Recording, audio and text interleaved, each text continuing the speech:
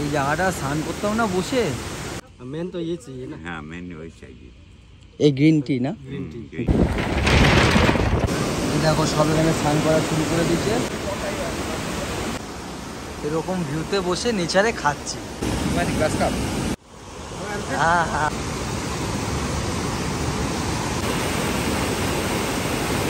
Welcome to my channel বন্ধুগণ, আমি বাবাই। আর এই চ্যানেলে কিছু ইনসেন্ট ভিডিও দেখানো হয়। আজকে পেছনে ভিউ দেখছো, তোমাদের আজকে ঘোরাবো রঙ্গ রিভার।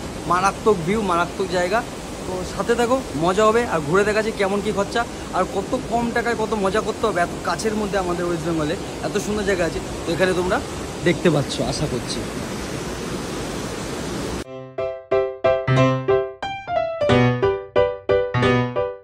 তো সকালবেলায় লাভা থেকে ব্রেকফাস্ট করে আমরা বেরিয়ে পড়ি আমাদের গাড়ি নিয়ে আমাদের ডেস্টিনেশন রঙ্গ রিভার ভ্যালির জন্য।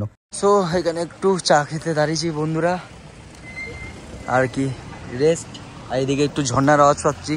তো এই রাস্তাতে হেঁটে তো আসতে হবেই, ঝর্ণার যখন সাউন্ড পেয়েছি। তো চলো আমার সাথে একটা ছোট্ট করে একটা ঝর্ণা এক্সপ্লোর করে আসি, ওয়াটারফল। জল নিয়ে যাচ্ছি, ডগিরা আমাদের নিয়ে যায়, আমি ওকে নিয়ে যাচ্ছি। তোর বয়সটা দেখ, তোর বয়সটা দেখ, ওর মুখটা দেখ আর তোর মুখটা দেখ। বন্ধুরা দেখতেই পাচ্ছ আশা করছি ঝর্ণাটা। এর জন্য পাহাড়টাকে ভালোবাসি, বুঝলা। পাহাড় থেকে নেমে যাচ্ছি, খারাপ লাগছে। রঙ্গটা একটু উপরে, পাহাড়ই বলতে পারো। ডুয়ার্সটা একদম নিচে। আজকে রঙ্গতে থাকবো। যেখানে একটা চা খেতে দাঁড়িয়েছি, বুঝতে পারছো। এমনি একটা রাস্তায় কোনো সাইড সিন না, কিচ্ছু না, শুধু চা খেতে দাঁড়িয়েছে। আর সেইখানে দেখো, তার পাশে দেখো, এমনি এটা কোনো স্পটই না, এটা কোনো ঘোরার জায়গায় না, এমনি চা খেতে দাঁড়িয়েছি। পাহাড়ের রাস্তাতে জানলা দিয়ে তাকিয়ে দিয়ে তুমি যে কোথায় চলে যাবে, কোন পৃথিবীতে হারিয়ে, সেটা তোমাকে বোঝানো যাবে না। আর একটুখানি পায়ে যদি হেঁটে এরকম এদিক ওদিক ঘোরো, তাহলে কত কিছু পেয়ে যাবে এরকম পাহাড়ে। কি লাগছে, মনে হচ্ছে কোনো সাইড সিনে এসেছি কোনো জায়গায়। ওই যে লাফালাফি করা শুরু করে দিচ্ছে ভাই।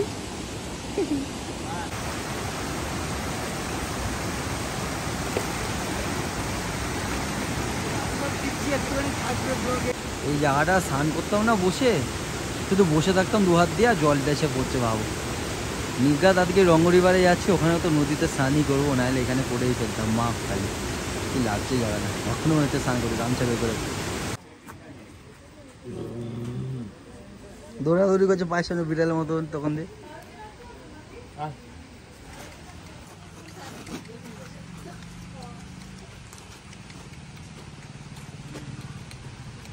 সকালবেলা একটু চাটা খেয়ে আর কি মনটা ভরিয়ে বলে আবার একটু চাটা খেতে দাঁড়িয়ে পড়ি রাস্তাতে। আর দেখতে পাচ্ছ গরুবাথানের রাস্তাতে রুপটপটা খুলে একটু দাঁড়িয়ে ফিল নিচ্ছিলাম আর কি। সুন্দর পাহাড় থেকে নামছিলাম, তো রাস্তায় একটুখানি চা বাগান পড়বে, ওই চা বাগানেও একটু দাঁড়িয়ে আমরা ফটো মটো তুলে গাড়ি নিয়ে এখানে দাঁড়িয়ে পড়েছি। ওফ, চা বাগান কি লাগছে। এই দেখো চা কেটে কেটে গাড়িতে মানে ভরছে, নিয়ে যাবে এগুলো সব, মানে শুকিয়ে মুখিয়ে বেচবে বাজার।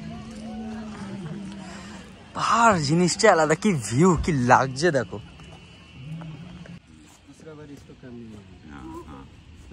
मेन तो ये चाहिए ना। हाँ मेन वही चाहिए।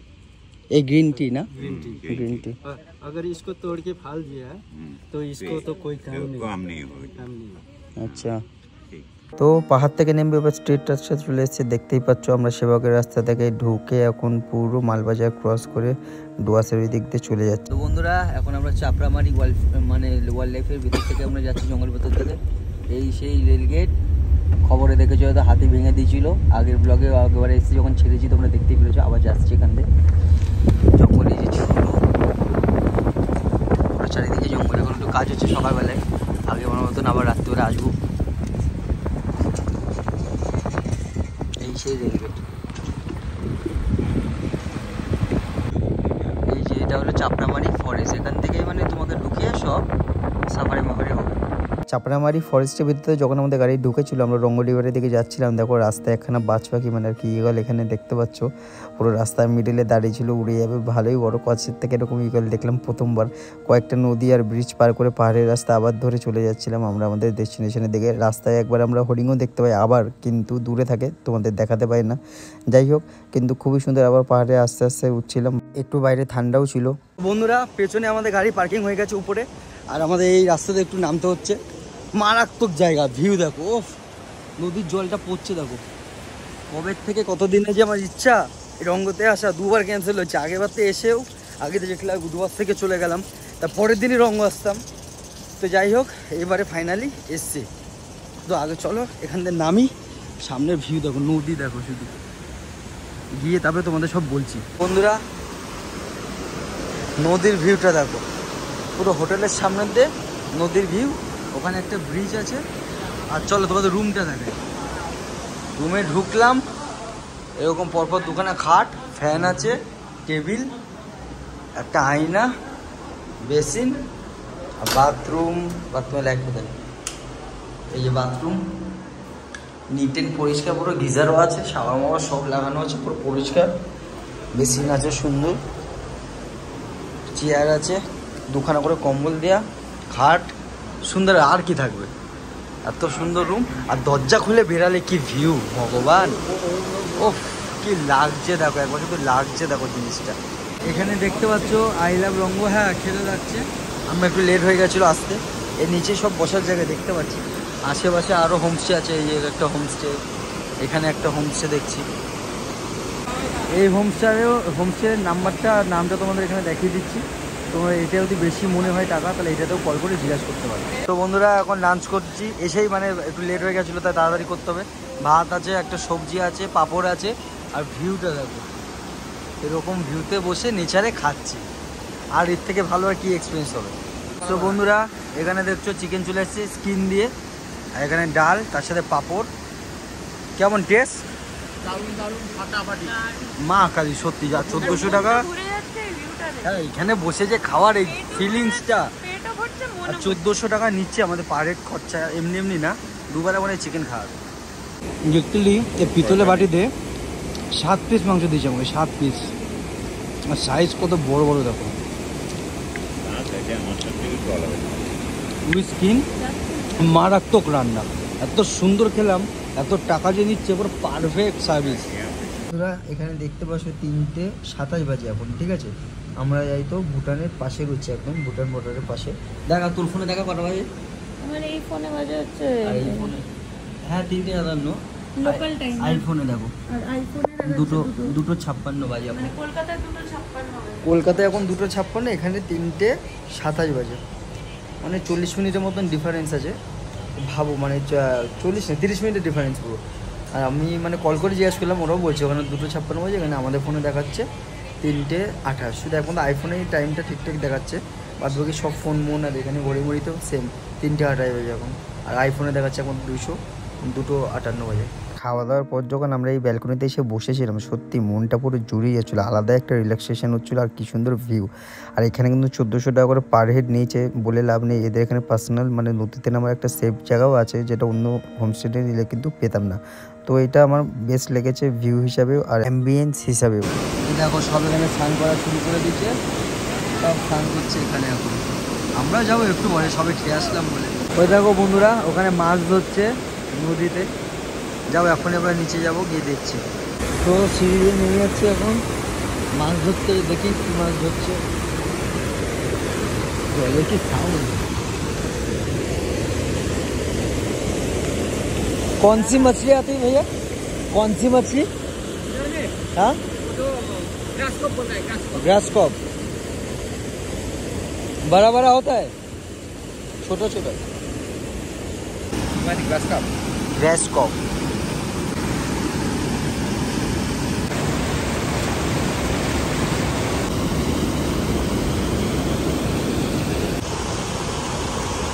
हाँ हाँ, इसका नाम क्या है? ग्रास ओपर? नहीं, आसाला। ये सिर्फ नदी में होता है ना? यही मिलता है, नीचे नहीं मिलेगा। और नीचे नहीं मिलेगा। बड़ा बड़ा आधा किलो समा। আচ্ছা আচ্ছা আচ্ছা।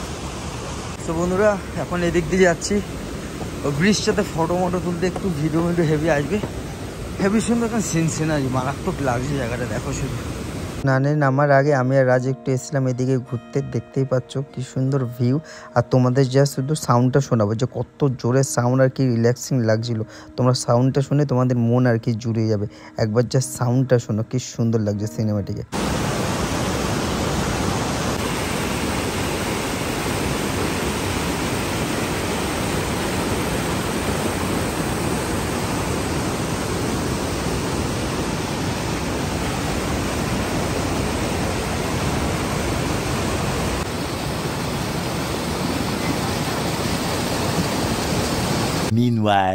এরপরে আমরা স্নানে নেমে গেছিলাম, আর যা ঠান্ডা জল, একটুখানি তো এনজয় করতেও আমরাও শুরু করে দিয়েছিলাম। এত সুন্দর জায়গা, বিশ্বাস করে বহুত এনজয় করেছি, বহুত স্নান করেছি। আর এত ঠান্ডা জল ছিল, আমরা স্নান করার পরে একটুখানি আর কি শুয়েও রেস্ট নিয়ে নিয়েছিলাম হালকা। তো বন্ধুরা এখন 6:45 বাজে, আর ভিউ দেখতে পাচ্ছ এখনো আলো আছে, একটু অন্ধকার হয়ে গেছে, আমার ফোনে বেশি আলো দেখাচ্ছে, কিন্তু এখন আমরা যাচ্ছি ওই জঙ্গলে। ওখানে তখন গেছিলাম ওই ব্রিজ পার করে ওই জঙ্গলে, ওখানে গিয়ে এক্সপ্লোর করবো, দেখি কি আছে। অন্ধকারে চলেছি এখন আমরা জঙ্গলের দিকে। আর তোমাদের বলে রাখি বন্ধুরা, এই জঙ্গলে কিন্তু জোকমুক্ত শুয়োপোকা মুপোকা এসব তো নর্মালি পোকামাকড়, ভাল্লুক, লেপার্ড, মাছ, মানে ভাল্লুক এখানে দেখাই যায় বেশিরভাগ, ঠিক আছে? তো সাবধানে দেখি কোথায় যায়, একটুখানি আশেপাশে ঘুরবো, রুমে বসে আর কী করবো।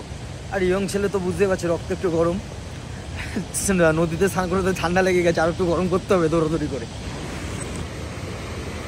হাঁটতে হাঁটতে অনেকটাই চলে এসেছি। এখানে কিন্তু আগের থেকে বেশি আর কি এখন ঠান্ডাটা বাড়ছে, নাকি এতক্ষণ ধরে ঠান্ডা জলে স্নান করলাম তাই বুঝতে পারছি না, মনে তো হচ্ছে নিউমোনিয়া হয়ে যাবে। তখন যা মানে উঠেছিলাম যখন, বাবা শরীর পুরো জ্বলছিল ঠান্ডায় পুরো।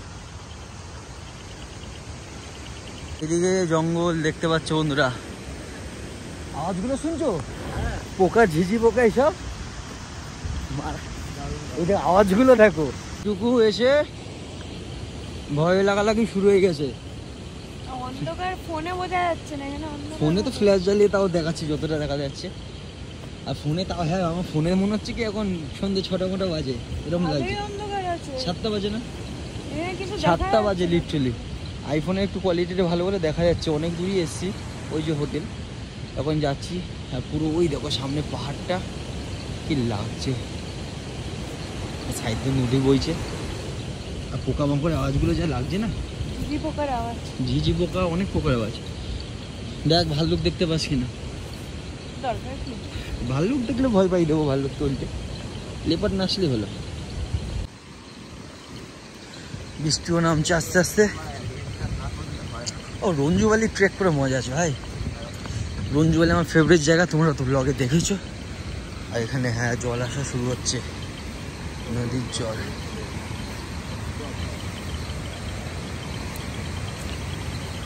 জল এখান থেকে বেসিক্যালি এই যে নদীটা শেষ, বুঝলি তো, এখান থেকে জল বেরোচ্ছে, এই উপর দিয়ে যেয়ে ও মঞ্জুমাল বয়সে কেস হয়ে যাবে, সাঁতার দিয়ে নিত, হেভি লাগছে।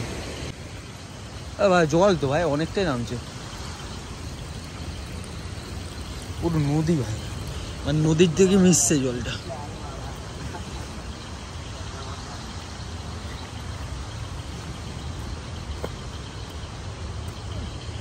এই উপর দিয়ে পুরো জঙ্গলে চলে যাচ্ছে মনে হয়, আর রাস্তা নেই। এইদিকে উপরে গিয়ে, ওরা তো একদমই নিচে দেখা যাচ্ছে না, আমরা উপরে চলে এসেছি। ওই যে আমাদের হোমস্টে, হোমস্টে আশেপাশ দেই এমন কেস হয়েছে, ভাল্লুক লেপাটা এসে নিয়ে গেছে, কুকুর বিড়াল। আমরা ভাবো কত দূরে, তাহলে এখন আমাদের সাথে কি হতে পারে ভাই। এই ঝোপ দিয়ে একটা বেরিয়ে চলে আসলো। চ চ রিটার্ন হয় কি, ও এখানে নদীতে কি লাগছে, চ। এই জঙ্গলে একটা নিয়ম আছে না, তখন পিঠ দেখে যেতে নেই। এই পিঠ দেখে নামছি, মনে হলো পিছনে কি একটু ঝুঁচো করে নামলো না কি একটা হলো, কিছু তো জানি না, কিন্তু এটাই একটা এক্সপিরিয়েন্স। বোধপুত না, জন্তু জানারই হবে, বা একটু কোনো ছোটোখাটো কিছু হয়তো হবে, এরকম বড়ো কোনো জিনিস না। তো যাই, আবার রিটার্ন হোটেলের দিকে এখন যাচ্ছি। এরপরে সন্ধ্যাবেলা আর কি চা পকোড়া স্ন্যাক্স চলে এসেছিলো, দেখতেই পাচ্ছ। আমাদের আসার আগে কাকুমুকু যায়নি, ওরা খাওয়া শুরু করে দিয়েছিল।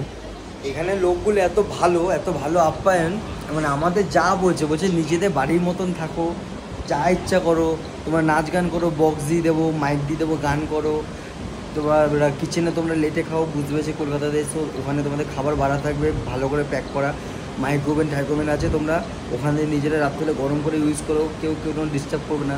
এত ভালো আপ্যায়ন, মানে এত ভালো কথা বলছে। তো পারলে একবার বন্ধুরা এখানে এসো, এত সুন্দর নেচারের বিউটি আছে, এত সুন্দর জায়গা। আর দামটা একটু বেশি, হয়তো তোমার অন্য জায়গায় 1000 টাকা 1200 টাকায় তুমি পাও স্টে, এখানে হয়তো 1400 টাকা 200 টাকা বেশি, কিন্তু এখানে খাবারের কোয়ালিটি, আর যেরকম রুমের কোয়ালিটি, সেরকম ভিউ, আর যেরকম তোমার সার্ভিস, মানে তুমি এক্সট্রা একটু 200 টাকাটা ঠিক আছে আমার, কি বল ভাই? আরামসে আরামসে তুই অন্য জায়গায় নাদামালি মাদামালি আমরা 1200 টাকায় থাকলাম, এত তফাৎ আছে। এখানে মাংস পিসগুলো দেখছো কত বড় বড়, কি সুন্দর স্কিন দিয়ে, আর এক একজনের 6 পিস 7 পিস করে, 6 পিসের নিচে তো ছিলই না কাউকে। আবার চাইলে মানে এক্সট্রা, মানে আমাদের যে ড্রাইভারটা বলছে একটু গ্রেভি দেবা, গ্রেভি দিল, তার সাথে আবার 2 পিস এক্সট্রা মাংস দিয়ে গেল, আর সব কিছু এক্সট্রা। মানে এমন না অন্য জায়গায় ধরো একটু চা খেতে হলে আমাদের এক্সট্রা দিতে হচ্ছিলো, এখানে চা মা যত আনলিমিটেড চাইছে দিচ্ছে, মানে ওইসব কোনো টাকার ব্যাপার না, আর দামও কম। আমরা এক্সট্রা একটু চিকেন পকোড়া মকোড়া বললাম, ড্রাই চিলি চিকেন ওইসব বললাম খাবো, একটু পাহাড়ে এসছে ওরা তো হবেই একটুখানি, যাই হোক কালারিং জল। তো ওখানে ওই যে এত কম, মানে 10 পিস চিকেন পকোড়া মকোড়া বুঝতে পারছো, মাত্র মানে 150 টাকা বলছে। তো ভালোই মানে ওয়ার্ক, আমি সেটাই বললাম। আর তারপরে তো জঙ্গলে গেছি, পায়ে মায়ে জোক লেগে, ওগুলো তো ভিডিও দেখাতে হবে না, এসে গ্যাস লাইট এসে জ্বালিয়ে চাকু দিয়ে মেরে টেরে কী অবস্থা। ওই উপরটায় উঠলাম একা একা নদীর ওখানে, তখনই মানে জলটা মানে পুরো জোক মুখগুলো লেগে, ও জোকে তো কিছু হয় না, আগেও মানে কত ব্লগে দেখেছো, রঞ্জুমালি ব্লগে, এমনি একটুখানি কামড়ে রক্ত কাটছে, কিচ্ছু হয় না। আর রাত নামতে না নামতে বাইরে বৃষ্টি শুরু হয়ে যায়, তার সাথে আমাদের পার্টিও শুরু হয়ে যায়, আর আমাদের সাথে কিন্তু ওরাও তালে তাল মেলায় খুবই এনজয় করে।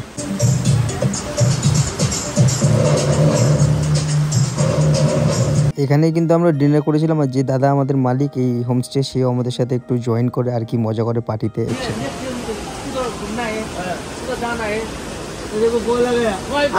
Next morning. তো সকালে ব্রেকফাস্ট এখানে চলে এসছে, দেখতে পাচ্ছ, রুটি খাবো সকাল সকাল। সো বন্ধুরা ব্রেকফাস্ট এখন কমপ্লিট, দেখতে পাচ্ছ।